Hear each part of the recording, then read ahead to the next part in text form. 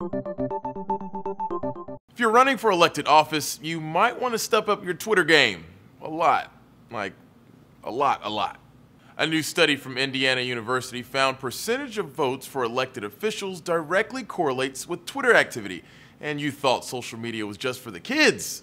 The study, which concentrated on social media and politics, analyzed a sample of 537 million tweets that mentioned candidates in 2010 and 2012 races for the U.S. House of Representatives.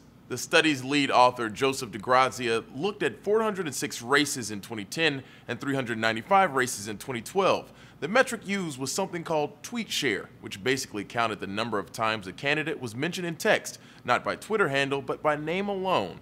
The results? 72% of candidates with the larger tweet share won. And what's more, it doesn't matter what people were saying about these candidates. Joe Schmo is cool, Joe Schmo is stupid. It doesn't matter. One researcher called the results an all publicity is good publicity finding. As The Atlantic reports, the study specifically controlled for the conditions surrounding an election. So, for example, the researchers would discount the position of incumbents and candidates who received more attention from the press. Usually, that meant they would be mentioned more on Twitter, giving imprecise measurements. Of course, the Twitter buzz surrounding a candidate didn't always mean they would win. Discovery reports during the presidential primaries, for example, Rick Santorum got up to 40,000 mentions per hour, but that didn't help him win the Ohio Republican primary.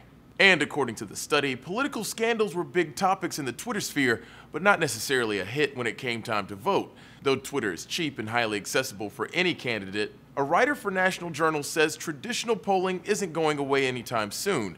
Campaigns test a variety of things with polls, including their message. Twitter doesn't offer help that way, and few politicians would be willing to switch off from the battle-tested pollster in favor of a technology unproven in the heat of a critical race. According to Discovery, DeGrazia said he'll continue tracking the tweet-vote correlation in future elections, hoping to expand on the data he's already gathered.